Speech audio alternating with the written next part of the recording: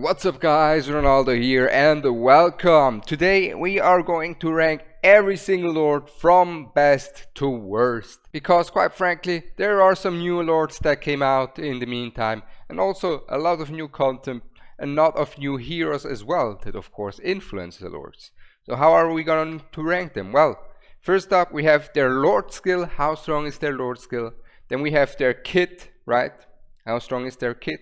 And also their faction. How strong is their faction? These are kind of the three main points about the lord to evaluate his strength properly. And we can go right over the first one, the last place here, and that is going to be Morrigan, and I can explain through these points. So why is that the case? Well, first up, her kit. Now her kit is good, while every lord is a good lord. Like any lord, you're always going to be happy, right? Her kit is good. Unfortunately though, she is not as potent as some of these top tier mages in most of the content, such as Boreas, such as Comet.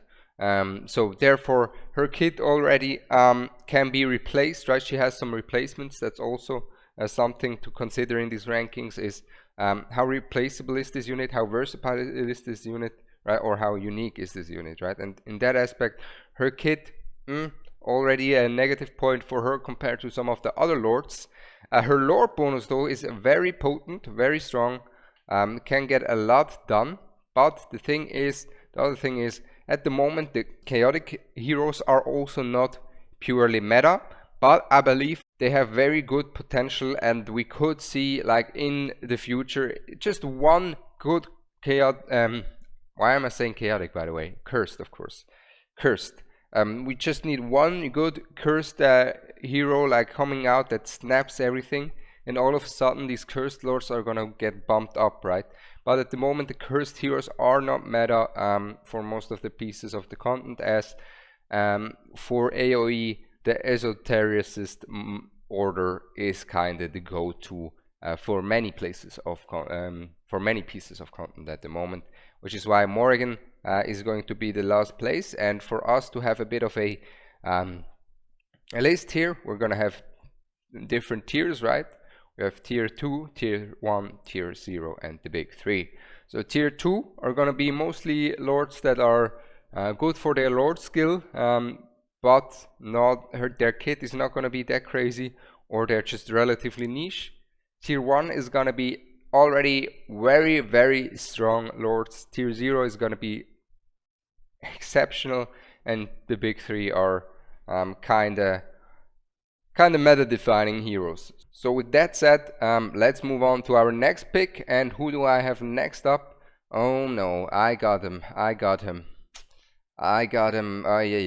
That is the fast incident. It hit me as well. King Harz, guys. King Harz, similar to Morrigan, he has two basically pretty much the same problems as Morrigan. First up, his kit, right? He is not as strong of a tank as a Brokir is, for example, or some other invulnerable tanks. And on top of that, he has a good faction PvE wise, right? Their faction is very tanky, therefore they should, in theory, never be able to keep up DPS wise with some of the other factions on the bosses, on big bosses, but they just need one heavy hitter and they're back in the game, right? The thing is though, his lord skill is also not that crazy for most pieces of content, as it just gives defensive stats, and in most pieces of content damage over defense, of course. And simply because of that, he gets power crept in terms of the tankiness by like a Brokir, for example, and in terms of the lord bonus, Elddr is just straight up better. So this is kind of for him. Glacius is good. Tested him in GVG. GVG was a bit underwhelming, and now compared to Silas, not gonna lie.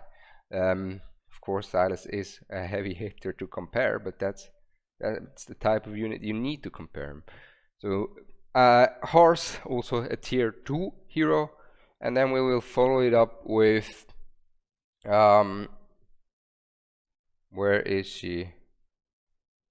Demi. There we go, Demi. Now Demi is very good as a niche hero. I think she's underrated in some aspects, but her burst through her ultimate is actually very, very high. She brings anti-healing, and her slows make a very good effect as well. And that invincibility can be very good for some hard PvE stages.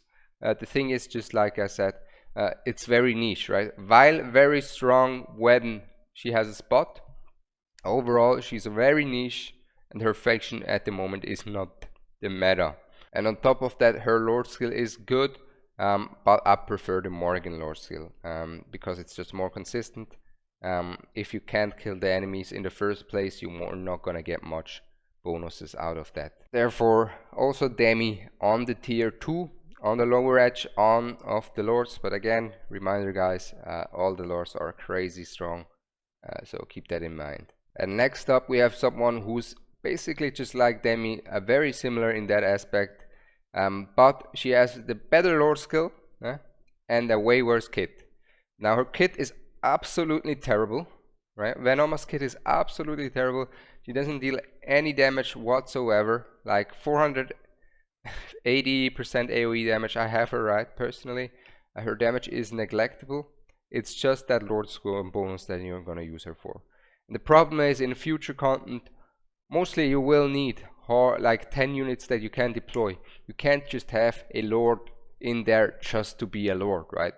And this is why Venoma, unfortunately, will also be in the tier 2. Her lord bonus is exceptional, especially because it increases rage from every hero. But similar to Demi, this is very niche, but can be good for some PvE stages or also the arena for certain comps as well. So while niche, very strong where she's used, unfortunately herself as a hero, not that good. Just for the lord bonus and because her faction is just a very strong, right? If factions were reversed, she wouldn't be above the cursed lords, but because esotericists have the likes of a Boreas, have the likes of a Comet, have the likes of Eloin, Laurel, and so forth, they are very potent, and this is why she is over the other ones. Then next up, that's right, you heard it right here, we already go to a very strong lord, and this is where we can see it already, right? This is how strong all these lords is. When you see Twinfiend on the lower end of the lords, you know how strong the others will be. Now Twinfiend has used to be one of the best lords, but he has suffered quite a bit lately, but nonetheless is one heck of a unit. And Twinfiend will be tier 1 lord, the first tier 1 lord, the lowest tier 1 lord, barely in tier 1, but he has suffered a lot lately because his real value came from hitting 50k on Guild Boss 1. The thing is, nowadays most people can hit hard on Guild Boss 1 anyways, so there's the value dropped already on him. And on top of that, PvE wise, except boss killing, he's not that potent. His damage is not that potent. He kind of gets outclassed everywhere by Soul Cadence. Everywhere where you can use Soul Cadence, you will use Soul Cadence everywhere. That's kind of his problem that he has.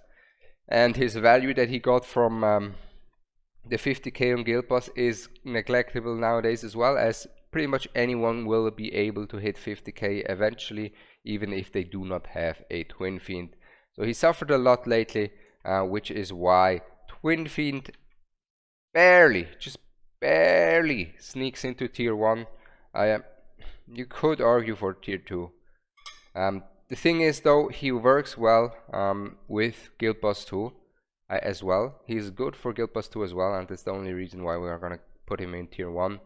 Because in Guild Boss 2, that focus fire and then the vulnerability that he applies very consistently can help a lot to boost your team's damage, and you will see a bunch of Guild Boss 2 teams using him as well, especially together with a Watcher team. Now here we already see Ente auf dem Kopf using a Twinfiend, right? Just the damage reduction that he brings and the utility is very useful for other heroes to shine more. Then next tier 1 lord is going to be Elddr. Now Elddr very potent actually. Somehow, I don't know how he does it, but somehow he does quite decently well in some of the arena as well. Jordan from J&Geo said even in single target arena he's not that bad. He has seen some strong Elddr teams there. The thing is, he suffers from the same fate as Harz in terms of their faction being lacking a strong single target heavy hitter, right? They got Glacius. Glacius is good and all, but you kinda really want for Glacius not only the Elddr but also the Gwendoline, and then he starts popping off, right? But in PvP, PvE, Elddr very good for your Valks, for your GVG defense. Elddr works well as well together with the Northerners. They have a good set of PvP aspect. They also have some PvE aspects in terms of Gear Dungeon 1, of course. Just in the boss killing department, they are not currently up there, but one person in my Discord is a big Elddr enthusiast, and let me pull him up real quick. There we go. Yeah, he's a big Elddr enthusiast, and as you can see, like, Elddr's damage is quite good. Falcia also deals some true damage, but you kinda really lack that single target heavy hitter. But he does quite well with Elddr in many pieces of content, and mainly because of him, and also because of some takeovers where I had Elddr. The bonus you get for Gear Dungeon 1 and Gear Dungeon 2 for some of the best heroes there are not to be underestimated, right? And when you mean best heroes there, that's right. Gear Dungeon 1, Valk, amazing. Gear Dungeon 2, Astrid is amazing. And also Ardea works well. He is kinda a step above Twinfiend, but because boss killing is kinda the end game content, Twinfiend got a big bonus because he's good there with his help that he provides for all other units. So Elddr, tier 1 hero, very strong, very versatile, very versatile. It really depends on some exclusive heroes though, right? The thing is, Gwendoline is exclusive. Ardea, pretty much no one has her as well. And then Astrid, many people don't have her either because she has such a low drop rate. When you have these kind of heroes, then Elddr all of a sudden very potent, very potent. Same for Falcia, right? She's also exclusive. And now it is time for some controversy. Now it's time for some controversy, guys. And it's time to put in Aracha. Aracha as our next lord. We can actually put them together. We'll do them together, and I want you guys to hear me out. So Aracha, tier 1, amazing. And then we have Laya, tier 1, also amazing. So, Laya above Aracha, hear me out. The thing is, Aracha profits so much from her lord bonus. She herself and her faction allies, right? And that's two things that we value. She herself is not that strong of a hero, but she has the likes of Hex, Sogak, Silas, right? Nyx, right? She has these heavy hitters on her faction, and on top of that an amazing lord bonus that increases range, that allows for so many placements that do not allow for any other heroes to be placed there other than piercers, right? Other than these piercer marksmen. And this is kind of where she shines because she is very good in that. The thing that goes against her are two things though. First up, she kind of got power crept by Iovar, but she is better than Iovar in GVG because she has better placements in GVG, and she has a lot of CC that provides a lot of stuff in GVG as well, because she's a ground unit and all other faction allies of her are mostly platform units, so it's easier to place them down on GVG. But the thing is, her herself, right, is not that strong. And in terms of boss killing, she's very good. She provides a lot for Hex, she provides a lot for the Silas. She's kinda in the spot where Twinfiend used to be in terms of Guild Boss 1, because she just provides for these heavy hitters a lot of damage. The thing for her is though, her damage herself is neglectable, and in future content, the more and more we get to hard content, you need 10 units that are strong hitters, right? or just strong units in general, they can you get some stuff done. And we've already seen it in Guild Boss 2. 10 heroes need to be deployed. When you use a Iovar, he will do hundreds of millions as well. And when you use Aracha, you will use her as a tank and maybe a bit of a stun bot. Same for the new epilogue. 10 units can be deployed. You kind of want to have 10 units that you can value. Other than Soleil Boss, she works well, but even in Soleil Boss, Iovar is better. And here's the thing, right? I've been talking so much about Iovar, but what about Laya, right? Why is Laya above? In Soleil Boss, Laya is better than Aracha as well. That's right, guys. Because the hardest hitter for Soleil Boss when you have a Laya and you have a Aracha is going to be Lucius. He has the highest damage for Soleil, especially if you use his mechanic with the Damnation and Demonic Embrace and ult. He just one-shots one wave by himself, but even without his this mechanic, he's the heaviest hitter if you have a Laya, because Laya's lore bonus got buffed. Laya's lore bonus got buffed. She is very strong in that aspect as a lord, just like Aracha. She has a slightly weaker faction than Aracha in terms of damage dealing. Her faction has a lot more utility though, and her kit is just 10 times better than Aracha's.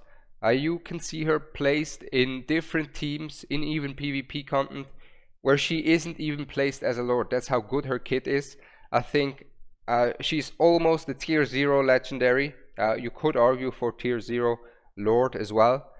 She is maybe underrated because she's a healer, and because her faction was weak for so long. But now, right, we have Elddr performing so well nowadays, Lucius performing so well, and with the arrival of Ingrid, and her buffs on top of that she got, she's super strong. She has a good ancient exclusive artifact as well. You can even use her in all of the gear rates, like back in the days when I progressed. I used her gear rate 1, gear rate 2, gear rate 3, and now I'm using her in Guild Boss 2, Samra. She's amazing for that as well. She is amazing for Guild Boss 1 as well, even outside of a lord position. That's how strong she is. She can be placed everywhere. She has a strong lord bonus. She has a strong faction nowadays as well, but it's really her kit that puts her above Aracha. Right? Aracha profits mostly just from the existence of Silas and Hex, whereas Laya is just a very strong hero by herself. You can even see some people use Layas in the in arena as a hero just to be placed down, and that says enough about her kit. Also, quickly, for people that do not have her, her healing output from her basic attacks is one of the highest. Her faction bonus also gives some more healing output, which is why she can heal such crazy amounts. She gives the rage regen, she gives damage boost, she gives everything you kind of want from a healer. So there's that, just as a side note. But now let's move on to our first tier 0 legendary, right? To our first tier 0 legendary. And I'll be honest here, these two are kind of between tier 0 and tier 1, and these two are kind of between tier 1 and tier 2. Or maybe these two are solid tier 1s and these two are solid between tier 1 and tier 2. But now, tier 0, first hero, Cyrus. Now, Cyrus used to be a menace, absolute menace. He's still a menace, don't get me wrong, he's still a menace. The thing about Cyrus is, though, there's two things that took him down from his high ground, really. First up, it is Valderon, and second up, yeah, the other legendary lords that came after as well. So basically the thing is, when Cyrus came out, he was an absolute unit. He still is absolutely disgusting for GVG. He has one heck of a disgusting GVG defense. He has the craziest mages in the game for GVG. He has an Elohim as well in his faction. You can also use him in an AoE arena with a Comet and Boreas for a very strong effect as well. The only downside here is, and that's why he's not going to be higher in the tier 0, is just like I said before, the arrival of units like Valderon, right? When Cyrus came out, GVG, he was disgusting. He's still disgusting, But nowadays you have so many other units that can be used for GVG, right? You have the Chaotix faction that is very strong for GVG. You have the Arbiters that are very strong for GVG. You have the Pierces that are very strong for GVG. Northern's Throne, Nightmare Council, and nowadays even the Watchers with Ingrid. So you have so many options. So there's that. And on top of that, the AoE arena, where he used to be unbeatable, but he has got nerfed. There's that. And then on top of that, nowadays AoE arena meta is mostly going to be units like Ardea, Valderon, or just lords with 4 Ardea, meaning either Ardea and Chaotix lords, or Elddr and Ardea and the Valk works as well. Or I can already tell you who's going to be absolutely disgusting is going to be Ingrid as well for the arena. I can showcase you my defense team that I've saved up already, and that is going to be this one. As you can see, 3 different Ingrid teams. That's right.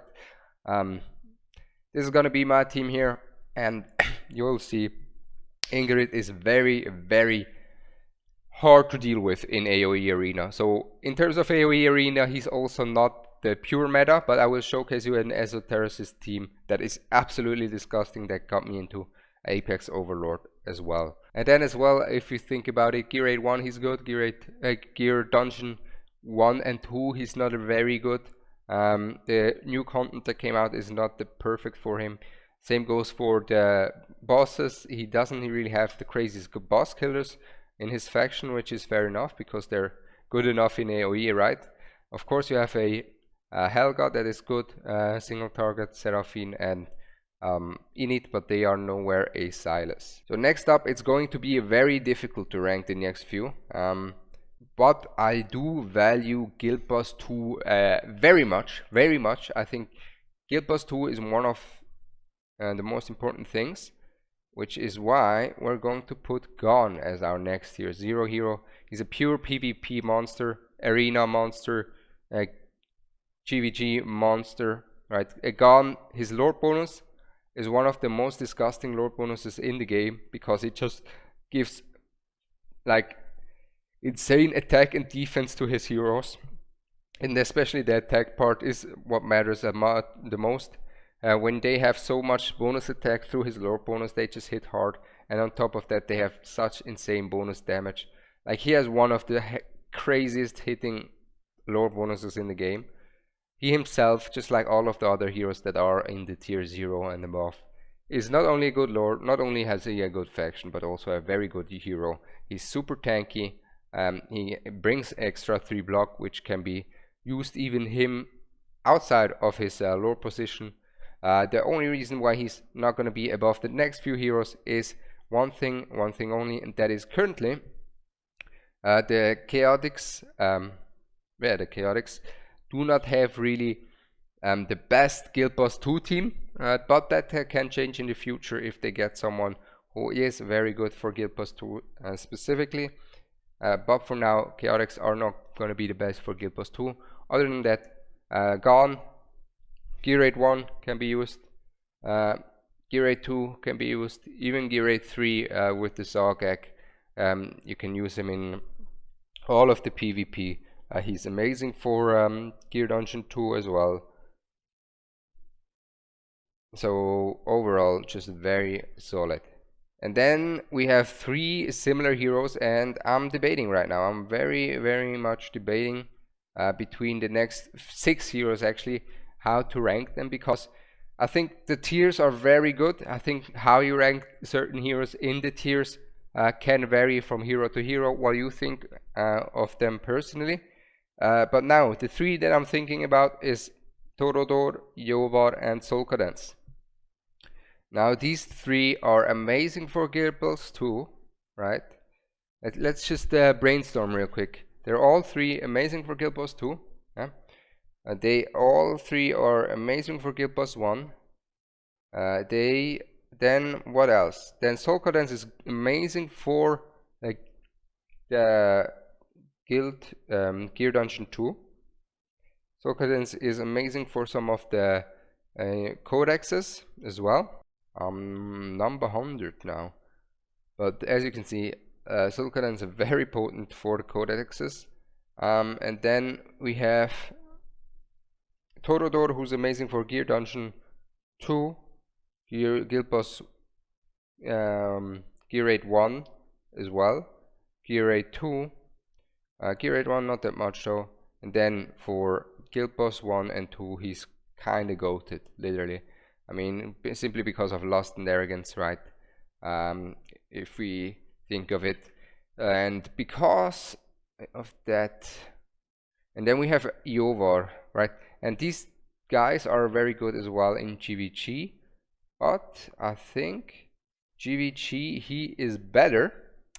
Toro is better than Solc, so Toro over Solc, because Toro is also better for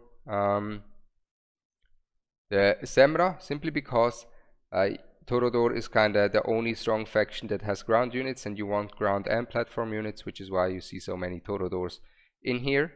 And then on top of that, Torodor is currently the only lord for nightmares. He doesn't have a replacement in that aspect. And on top of that, everywhere where you have ground tile based content, Torodor is gonna be towering over others, whereas these two are platform heroes, and therefore platform heroes have way more units that can be used, which is why we're gonna put Torodor in over them.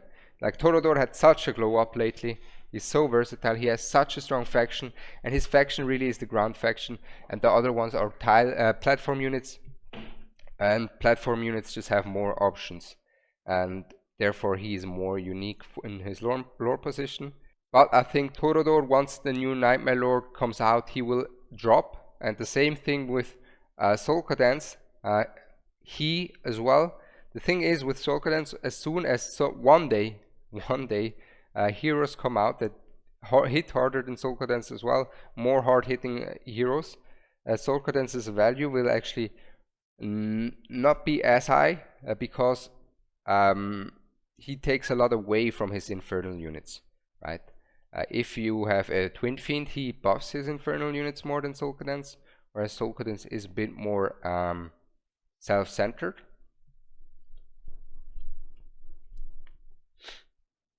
So there's that, and therefore Iovar could have very high upside, but even then Iovar kinda has the heaviest hitters already. I don't think they're gonna get much more than Hex and Cyrus in the near future. Yeah, I'm happy with these. Solc, Iovar, and Torodor ranked like this. Torodor the best lord outside of the ancient exclusives, and then we have the big three. The big three, I've been thinking about this a lot. I've been thinking about this very much, a lot, and we have a few things that we have to think about here. So first up, it's a lot closer than one might expect. It's not just, oh, Praetus number one. That's not the case. Right, we have Praetus, who's gonna be the best boss killer. We have Ingrid, who's the best AoE damage dealer and the most versatile in terms of she deals AoE and single target. We have Praetus in terms of his versatility, that he is able to hit everywhere in the map with his ultimate. And then we have Valderon, who is uniquely one of the best single target ground hero. So they all have something they're the best at, genuinely, right? Now here's the thing. Valderon does not have any replacements. If you take a look at Valderon in Epilogue, the last stage, you're either going to beat it with a Valderon, and Valderon will deal like 50% of your whole fighter's lineup because he's just that strong, right?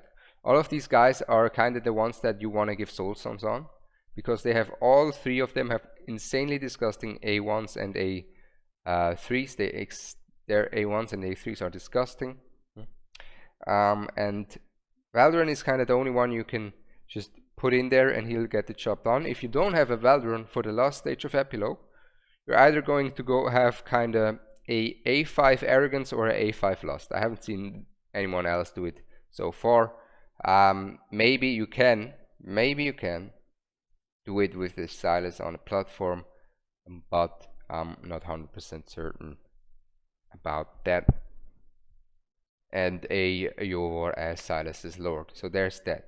Then we have the two arbiters here, Ingrid and Praetus. Now Ingrid and Praetus, they work very well together. They work very well together.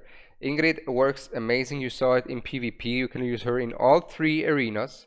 In GvG, she's disgusting. Absolutely disgusting. Praetus, you can use also in all three arenas. GvG is disgusting as well. And then you have Valderon, who you use in 2 arenas, and also GvG is very strong as well. And then we have, in terms of normal content, Valderon is kind of a single target hero. The thing I value a lot about Valderon is that he can just get deployed somewhere. He one-shots this hero. No matter how hard this enemy hits, he won't die because of invulnerability. He just one-shots the hero and you can pop him out. Yeah, you can pop in, pop out, pop in, pop out. That's something that I value a lot, and for hard content is very hard valuable, as you will have some cost issues. Right? Other heroes will need a tank in front of them, and then you place a fighter, and the tank will need a healer. You need to place 3 heroes to take care of 1 lane, whereas you can just put in a Valderon, he'll take care of the lane, and you can put him out again. You know, it's as simple as that. So now, and then we have this, right? Then we have Ingrid, who's very good for gear rate 1 as well. Valderon, who's very good for gear rate 1. Praetus not so good for gear rate 1. In terms of gear dungeon 2, Valderon is the best of them. Then Praetus and Ingrid are very good for that as well, though. Then we have the boss killing, right? That's the only thing that's left. And I think that's kind of the thing that is gonna be the late end game content. And in terms of the boss killing, we see it if we go take a look here at the factions. I already talked about it. The chaotics are lacking a bit outside of the Valderon for the Guild Boss 2. Of course, Lugaru does well. The thing is, Guild Boss 2 has such high defenses, true damage performs very well, which is why Praetus does very well, which is why the Elddr does very well, which is why Ingrid does well as well. And Ingrid also has a very high attack, so does Valderon. So the thing is, because of that, Valderon gonna be 3rd place, very close. Then it's between these two, and the thing is, I believe Ingrid's kit, her kit specifically, is better than Praetus's kit. I think it's better than Praetus's kit because she has multiple roles that she can fulfill. But Ingrid, while she has an extremely high damaging lore bonus, I genuinely believe the uniqueness of Praetus' lore bonus is better than Ingrid's, and because Praetus is a pay-to-win faction and Ingrid is a free-to-play. Okay, that's a bit of a reach here on an exclusive lord. Ingrid is a Watcher faction lord. I genuinely believe they will always put the strongest units in ancient exclusive lords, right? So genuinely, while now it is very close between them, I think in the future Watchers will not get as crazy heroes. They will get crazy heroes, but not as many as the Arbiters. On top of that, it is mainly the lore bonus. It's mainly the lore bonus because I think he's a better lord than Ingrid. Ingrid is the better unit, but because we are going for lords, he's gonna be closely on number 1. All of these 3, there can be made an argument for all of these 3. I think Valderon, nowadays people see how strong he really is now that more got him. They're just very strong. They're all just very strong.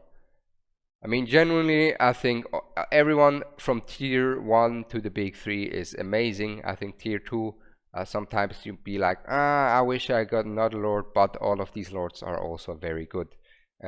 Especially as I can tell you from personal experience. When I got Venoma, I was exactly like that. I was like, I kind of wish I got, I don't know, a Iovar or something, right? Or a Cyrus. But turned out Venoma was amazing for me. She helped me so much in many pieces of content. And therefore, this is going to be the final list, huh? 1, 2, 3. Very close, very close. Best non-ancient hero. These two could go to tier 0. Let me know what you guys think. I'm very happy with this list. I think it's very accurate. Let me know from your personal experience if there should be any adjustments in the comments below. With that said, I'm Ronaldo. I hope you all have a blessed day, and I'm out. Peace.